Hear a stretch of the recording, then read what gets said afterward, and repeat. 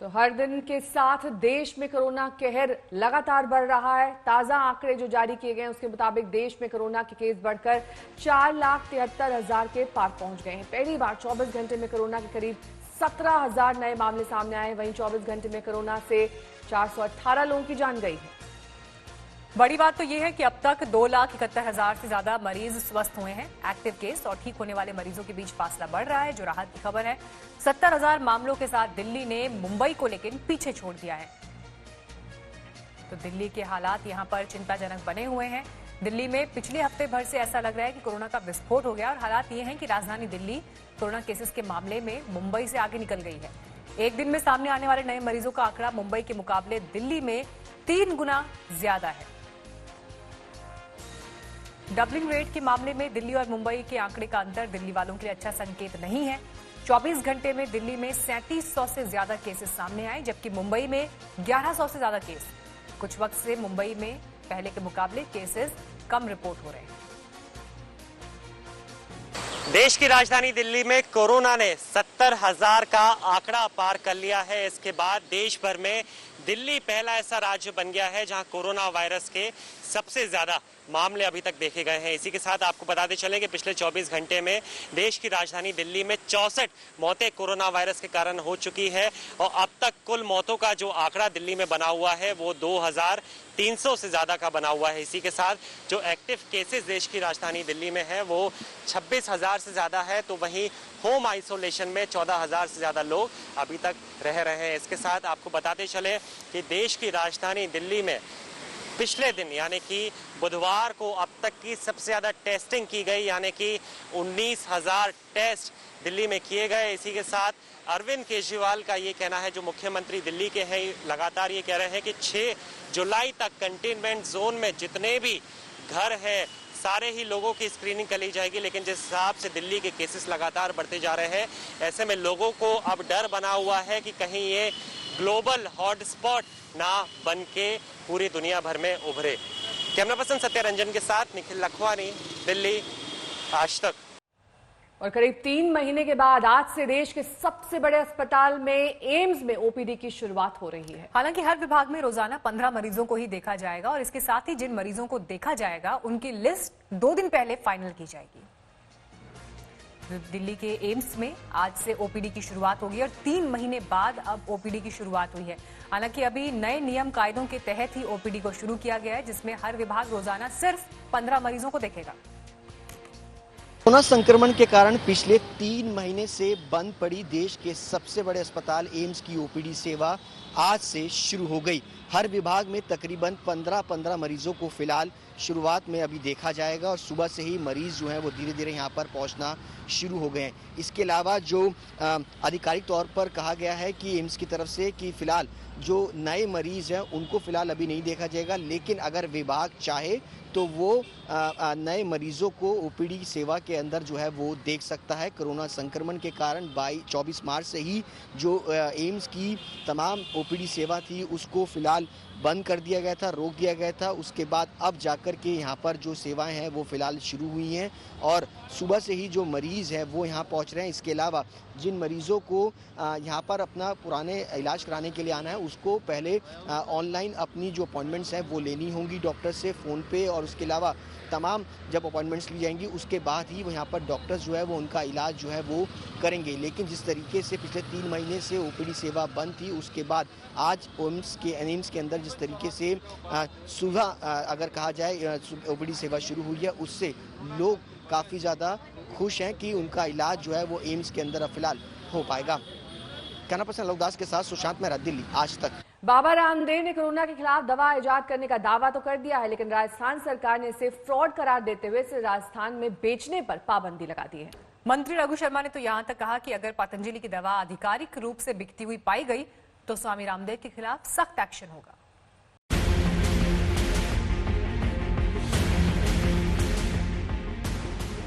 दुनिया में तेजी से बढ़ रहा है कोरोना।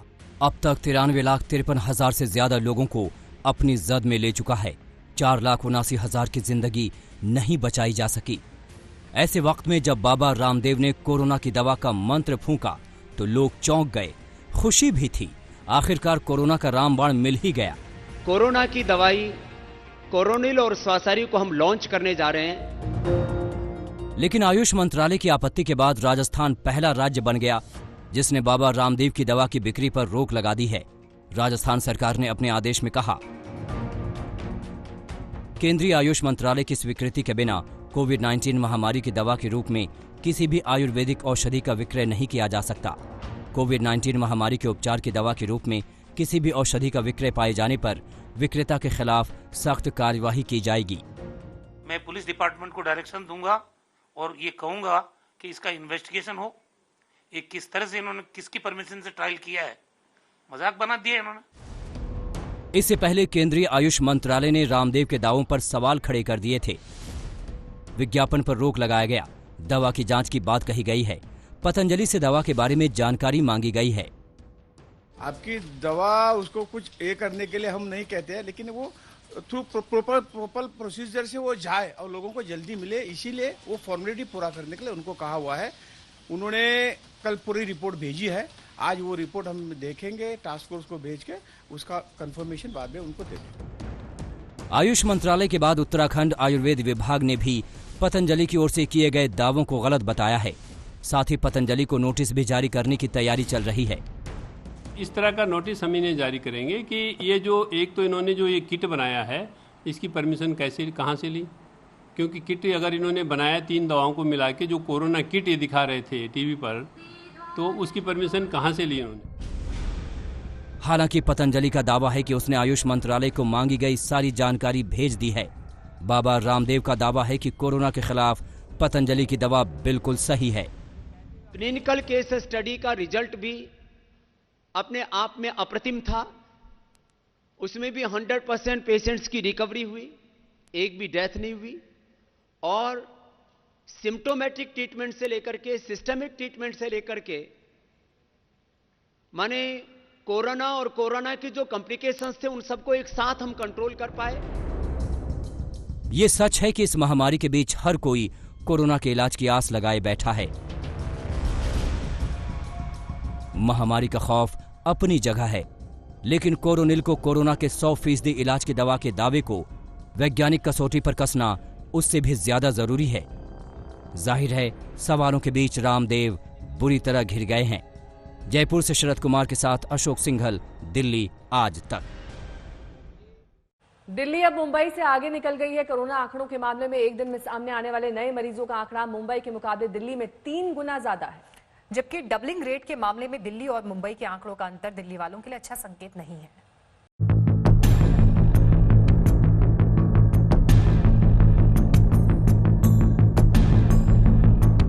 चीनी वायरस राजधानी पर अपना शिकंजा तेजी से कस रहा है।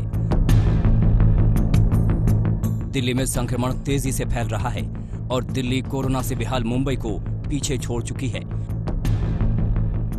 पिछले 24 घंटों के आंकड़ों पर नजर डालें तो दिल्ली में पिछले 24 घंटे में 3,788 नए मरीज सामने आए हैं, जबकि मुंबई में 24 घंटों में सामने आने वाले मरीजों की संख्या है 1,118। दिल्ली में संक्रमितों का आंकड़ा 70,000 के पार पहुंच गया है, जबकि मुंबई में कोरोना के कुल केस 69,528 हैं। वायरस से होने वाली मौतों की बात करें तो 24 घंटे में दिल्ली में 64 मरीजों की जान गई है। वहीं मुंबई में 24 घंटे में मरने वालों की संख्या 38 पर आ गई है। आंकड़े बता रहे हैं कि मुंबई में कोरोना का शिकंजा कुछ ढीला हुआ है, तो वहीं दिल्ली पर वायरस ताबड़तोड़ वार कर रहा है। दिल्ली और मुंबई में 24 घंटे में सामने आने वाले मरीजों की संख्या में 3 गुना से ज्यादा का फर्क है। एक दिन में होने वाली मौतों के मामले में भी दिल्ली मुंबई से आगे निकल गई है। कुल मरीजों का आंकड़ा भी मुंबई को पीछे छोड़ गया है। बीएमसी के मुताबिक मुंबई में डबलिंग रेट 39 दिन है, तो वहीं दिल्ली में करीब 14 दिनों में मरीजों की संख्या दोगुना हो रही है। मुंबई में कोरोना के एक्टिव केस 28,548 हैं, जबकि दिल्ली में 26,588, यानी यहां भी दिल्ली मुंबई से ज्यादा पीछे नहीं है।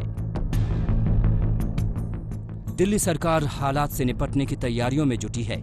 मुख्यमंत्री अरविंद केजरीवाल ने एलएनजेपी हॉस्पिटल के सामने एक बैंक्वेट हॉल का दौरा किया। इस बैंक्वेट हॉल में 100 बेड का कोविड सेंटर तैयार किया गया है। सीएम ने ऐलान किया है कि दिल्ली के सभी बैंक्वेट हॉल कोरोना सेंटर में तब्दील किए जाएंगे। और हर बेड पर ऑक्सीजन का इंतजाम होगा। छतरपुर के राधा स्वामी ब्यास में 10,000 बेड का विशाल कोविड केयर सेंटर बनकर तैयार हो चुका है। इसके संचालन का जिम्मा आईटीबीपी को सौंपा गया है। आर्मी के डॉक्टर और नर्स यहां मरीजों की देखभाल करेंगे।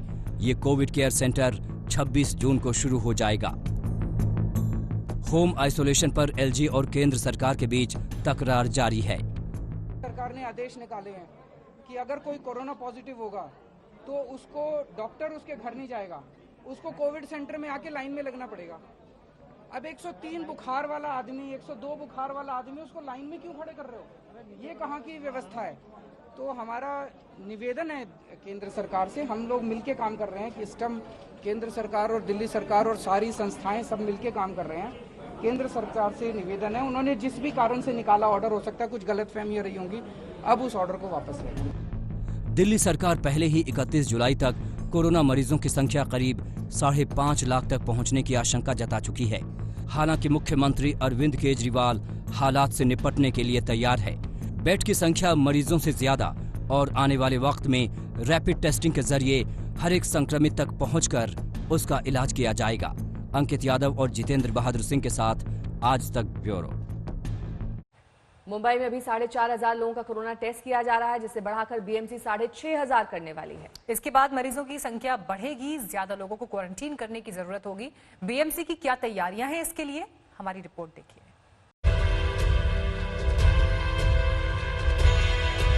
मुंबई में सरकार टेस्टिंग बढ़ा रही है। ज्यादा फोकस स्लम इलाकों में होगा। स्लम में पॉजिटिव पाए जाने वाले मरीजों को इंस्टीट्यूशनल क्वारंटीन करना जरूरी होता है और उनके हाई रिस्क कॉन्टैक्ट्स को भी, ताकि उनसे परिवार और आसपास रहने वालों को संक्रमण ना फैले। कोई आदमी सस्पेक्टेड है, उसको ऑन द स्पॉट उसको स्वैब लिया जाएगा, उसकी टेस्टिंग की जाएगी। अगर उसका रिपोर्ट पॉजिटिव आता है तो 1 का 20 इस रेशियो में हाई रिस्क कॉन्टैक्ट को ट्रेस करके उनको गवर्नमेंट क्वारंटाइन में भेजा जाएगा, ताकि उनका संपर्क टूट जाए वायरस से, उनका घर सैनिटाइज हो जाए और 10 दिन के बाद में अगर उनकी तबीयत बिगड़ती है तो उनको हॉस्पिटल भेजा जाए। बड़ी बड़ी इमारतों में रह रहे लोगों को तो कह दिया गया कि आप अपने घर में ही क्वारंटाइन करें, लेकिन पिछले कुछ दिनों में जैसे जैसे कोरोना का केस बढ़ता जा रहा है, वैसे वैसे ये जो रेशियो है स्लम्स में, यानी कि पहले एक आदमी अगर पॉजिटिव होता है तो उसके साथ 10 लोगों को क्वारंटाइन किया जाता है, वो रेशियो बढ़ता ही गया। मुंबई में जैसे जैसे केस बढ़े, पहले होटल और बाद में खाली पड़ी बिल्डिंग, हॉस्टल, वर्ली के एनएसआई डोम जैसे इंडोर स्टेडियम को क्वारंटीन सेंटर में बदल दिया गया। इसके अलावा वुहान की तर्ज पर चंद दिनों में 2000 की क्षमता वाले 2 मेकशिफ्ट अस्पताल भी बीकेसी में बनाए गए। क्वारंटीन सेंटर में रह रहे मरीजों के मिले जुले अनुभव रहे। खाने की क्वालिटी को लेकर सबसे ज्यादा शिकायतें आई। तो प्रतीक्षा नगर में क्वारंटाइन होने के बाद वहाँ पर मेरी मम्मी, मेरा छोटा बच्चा है 4 साल का, वो सब लोग वहाँ पर थे। शुरुआत के कुछ दिनों में 3-4 दिन वहाँ पर अच्छी तरीके से पानी, बिस्लरी का पानी, 4 टाइम वहाँ पर खाना, मतलब सुबह नाश्ता, दोपहर को खाना, शाम को नाश्ता, रात को खाना, ऐसे चल रहा था। पर 4-5 दिन होने के बाद जब पानी खत्म हुआ और वहाँ के मेरी मम्मी और उन्होंने पानी मांगा उनसे, उन कर्मचारियों से, तो उन्होंने कहा कि नहीं, अभी बिस्लरी का पानी खत्म हो गया, अब वॉश बेसिन का पानी पीना। खाना ठीक नहीं था, कच्चा आता था, चावल रोटी सब कच्चे आती थी। दूध देते थे शाम को, बट 2 घंटे के बाद वो खराब हो जाता था। हर शाम डॉक्टर आते थे, नीचे बैठे हुए रहते थे, कुछ प्रॉब्लम रहता था हम लोग को नीचे जाकर उनको बताना रहता था। मुंबई में 2 तरह के क्वारंटीन सेंटर यानी कोविड केयर सेंटर है। पहला कोविड केयर सेंटर 1, इसमें कोरोना के हाई रिस्क संदिग्धों को रखा जाता है, यानी वो लोग जो कोरोना मरीजों के बेहद नजदीकी संपर्क में रहे और उनमें कोरोना का संक्रमण होने की आशंका ज्यादा है। मुंबई में CCC1 में 47,999 बेड है, इनमें 17,614 बेड घिरे हुए हैं। दूसरी कैटेगरी है कोविड केयर सेंटर 2, जिनमें बिना लक्षण वाले या बहुत हल्के लक्षण वाले मरीजों को रखा जाता है। CCC2 में फिलहाल बेड संख्या 24,736 है। इनमें से 2,999 बेड पर फिलहाल मरीज भर्ती हैं। मुंबई में फिलहाल 30,000 से ज्यादा एक्टिव केस हैं। 2-3 हफ्ते से मुलुंड, भांडुप, अंधेरी, मलाड, बुरीवली, दहिसर और कांदीवली जैसे इलाकों से कोरोना के केस ज्यादा आ रहे हैं। जून के आखिर तक एक और बड़ा क्वारंटीन सेंटर मुंबई में तैयार हो जाएगा। मुस्तफा शेख के साथ विद्या, मुंबई आज तक। जुबान पर अमन और दोस्ती और लेकिन दिल में साजिश, चीन पर यह बात पूरी तरीके से लागू होती है। गलवान घाटी में हिंसक झड़प के बाद चीन बातचीत का दिखावा कर रहा है, लेकिन उसकी साजिश अभी भी थमी नहीं। चीन की नजर जिस तरह से काराकोरम पर लगी है वो वहां अतिक्रमण की कोशिशों में है। उसने LAC पर भी जमावड़ा बढ़ा दिया है और गलवान घाटी में फिर से कंस्ट्रक्शन करने में लगा हुआ है।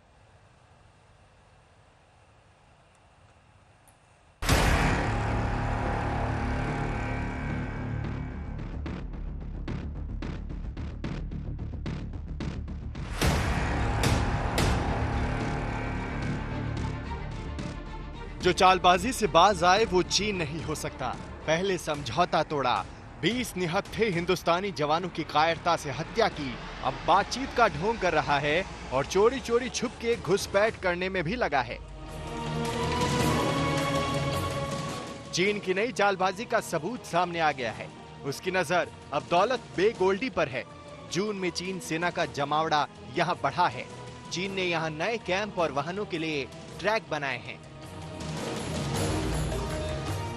एक तरफ शांति और समझौते का झांसा और दूसरी तरफ घुसपैठ की साजिश। सूत्रों के मुताबिक चीन की नजर काराकोरम दर्रे पर लगी है। काराकोरम में घुसपैठ करने में चीन लगा है। चीन भारतीय सेना को पेट्रोलिंग करने से रोक रहा है। पेट्रोलिंग पॉइंट 10 और 13 पर चीन रुकावट डालने में लगा है। आपको बता दें कि इलाका दौलत बेग ओल्डी से जुड़ता है, जहां भारतीय सेना का कैंप है।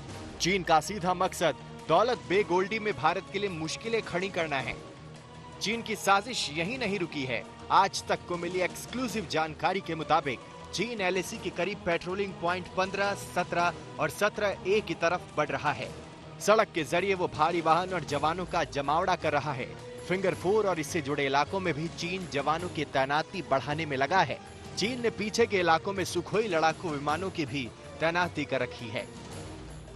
आज तक के पास मौजूद एक्सक्लूसिव सैटेलाइट तस्वीरों से साफ है कि किस तरह से चीनी सेना ने एक सोची समझी रणनीति के तहत गलवान नाला इलाके में अपना सैन्य जमावड़ा बढ़ाया।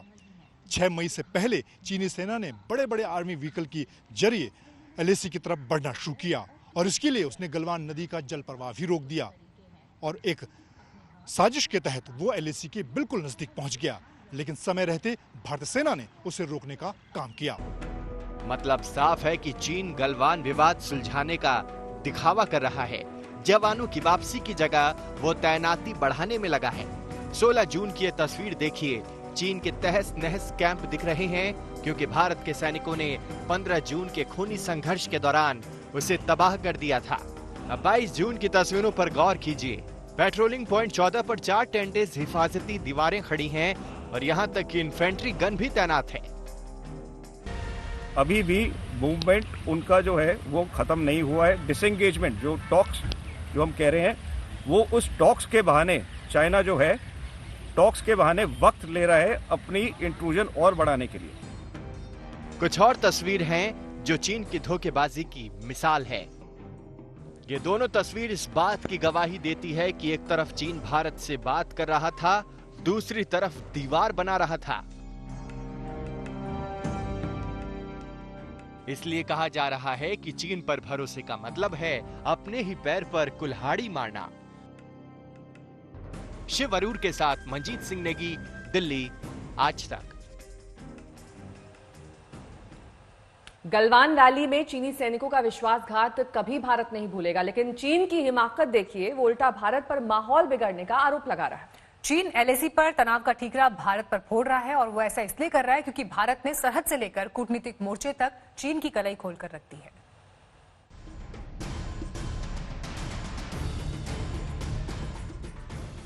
इसे चोरी और सीना जोरी नहीं कहें तो और क्या कहें।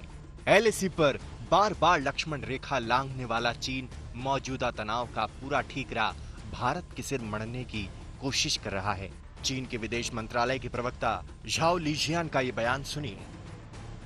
中印边界西段加勒万河谷冲突事件引发国内外广泛关注。6月19日，我已经详细介绍了事件的来龙去脉。此次事件的是非曲直十分清楚，责任完全不在中方。首先是印度边防部队 बार बार भारतीय सीमा में घुसने और जमीन हथियाने की कोशिश करने चीन ने एक बार फिर गलवान वैली पर अपना दावा ठोंकने की कोशिश की और उल्टा भारत पर इलाके की भौगोलिक स्थिति में बदलाव का आरोप जड़ दिया। यही नहीं, चीन का आरोप है कि 15 जून की रात गलवान वैली में पहला हमला भारत की तरफ से हुआ था। 中印边界西段实控线是清楚的，加勒万河谷位于实控线中方一侧。中国边防部队一直在此巡逻执勤，对当地管控情况十分清楚。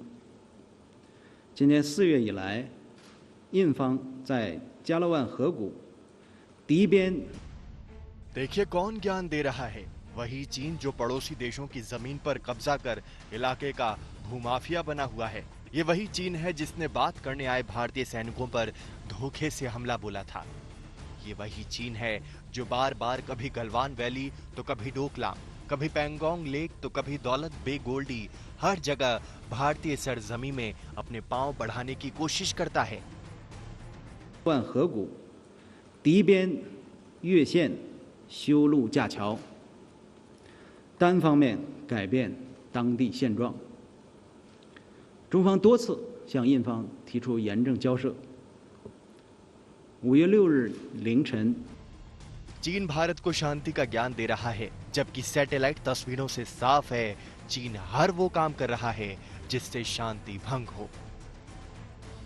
बातचीत करने और पीछे हटने का ढोंग करने के साथ साथ वो एलएसी में अपनी मौजूदगी बढ़ा रहा है। ऐसे में शांति का जिम्मा अकेले भारत कैसे उठाए? आज तक ब्यूरो। भारत चीन के बीच जारी तकरार की वजह से लद्दाख इन दिनों सबसे ज्यादा चर्चा में है। एलएसी के मोर्चे पर क्या कुछ हो रहा है ये हम आपको बता ही रहे हैं, लेकिन साथ ही हम आपको दिखा देते हैं कि लद्दाख की कहानी क्या है, जिसे एक म्यूजियम में संजोकर रखा गया है। हमारी सहयोगी श्वेता सिंह उस म्यूजियम तक गई और लद्दाख की कहानी को करीब से जानने समझने की कोशिश की।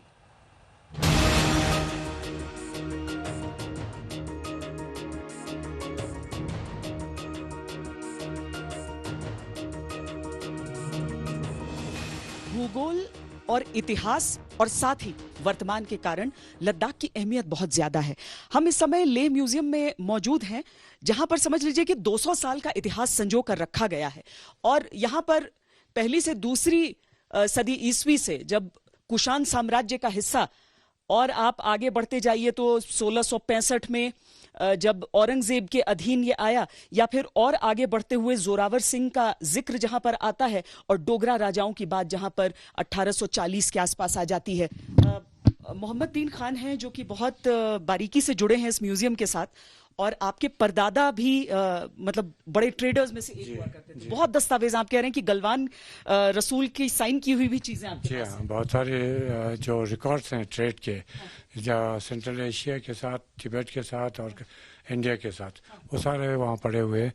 तो हम कोशिश कर रहे थे कि उसमें से कुछ निकाल के यहाँ ले आए लाइब्रेरी यहाँ के लिए। मतलब ये सारे दस्तावेज हमारे पास हैं, वो सारी फोटोग्राफ्स हमारे पास हैं जो बताती हैं कि जब लद्दाख पूरा एक हुआ करता था तो कैसा था। जब लद्दाख जब एक हुआ करता था उस वक्त इतना इम्पोर्टेंट हुआ करता था कि ये एक सेंटर प्लेस बन गई थी ट्रेड रूट का, जिसमें तिब्बत, सेंट्रल एशिया और इंडिया के साथ ट्रेडर्स यहाँ आते थे, यहाँ से अपने गुड्स को एक्सचेंज करते थे या बेचते थे। यहाँ पर भी अगर हम तस्वीरें देखें तो 1897 खारदुंगला पास की ये तस्वीर हम देख रहे हैं। ये कैसा एरिया हो सकता है, ये कौन सा एरिया हो सकता है? ये उसी मेरे ख्याल में जो अक्साई चिन का जो जिसको अक्साई चिन कहते हैं, जो अभी कहते हैं, या तकला मकान डेजर्ट कहते हैं, या बहुत सारे नाम हैं इनके, तो उनमें एक हो सकता है। एग्जैक्टली में एग्जैक्ट जगह नहीं, लेकिन ये अक्साई चिन का इलाका ऐसा दिखता है। ये देखिए 1948 जब पहली बार डकोटा विमान यहाँ पर लैंड किया था, क्या उस वक्त हम तो शायद पैदा भी नहीं हुए थे। उस वक्त जो हमारे बुजुर्ग को कहते हैं कि सब लोग दौड़ के गए यहाँ से। कुछ आते हुए देखा और सब ने सोचा कोई जानवर है।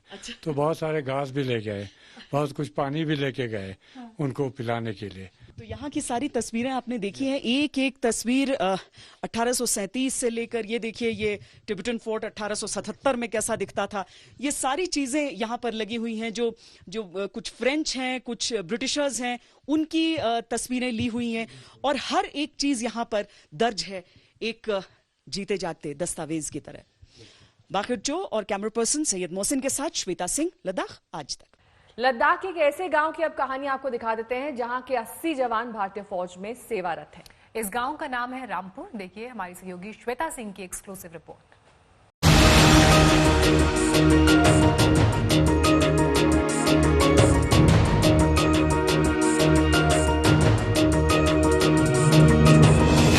आज हम आपको एक ऐसे गांव के लोगों से आपकी मुलाकात करवाने वाले हैं जिसे सुनकर आप सिर्फ यही कहेंगे कि ये तो अद्भुत है, क्योंकि 63 घर यहाँ पे आज की तारीख में 80 से अधिक फौज में शामिल है, देश सेवा कर रहे हैं। और हर घर अगर हम देख लें तो 4-5 फौजी आपको हर घर में मिल जाएंगे। ये कैसा गांव हो सकता है, ये कैसा जज्बा हो सकता है, ये हम यहीं पे बातचीत करते हैं। आपने कौन कौन से युद्ध में लड़ाई? मैं 71 में। 71 में? हाँ जी। किस सेक्टर में लड़े थे? मैं हम तुर्तुक सेक्टर में। तुर्तुक में। हाँ। आपके बेटे भी फौज में हैं? मेरे 2 बेटा है। हाँ। मैं भी फौज में था, मेरा 2 बेटा लद्दाख कोट में है इस वक्त। अच्छा। हाँ जी, यहाँ 63 घर है। 63 घर में से पूरा मैक्सिमम किसी के घर में 5 है, किसी में 4 है। 5 तो मैक्सिमम ही है हमारा घर इस गाँव में। इस घर में इतना छोटा सा गाँव में इतना फिर हम हर चीज हम हिंदुस्तान का कहते हैं, हम हर चीज को अहम रखते हैं कि मेरा जो लड़का होगा फौजी बनेगा। सबका ये सपना होता है। सबका ये सपना होता है। आपका कौन है फौज में? जी मेरा भाई है फौज में, इस समय बॉर्डर पे है, चेना बॉर्डर पे।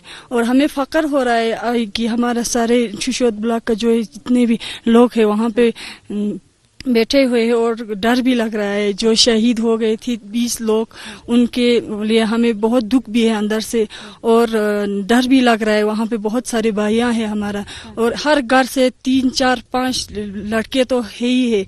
इंशाल्लाह अगर जरूरत पड़े तो हम भी तैयार है अपने देश के लिए। आप लोग भी तैयार हैं अपने लिए? आपके हस्बैंड है? सब आपका भाई है। आपने 62 का युद्ध लड़ा है जी।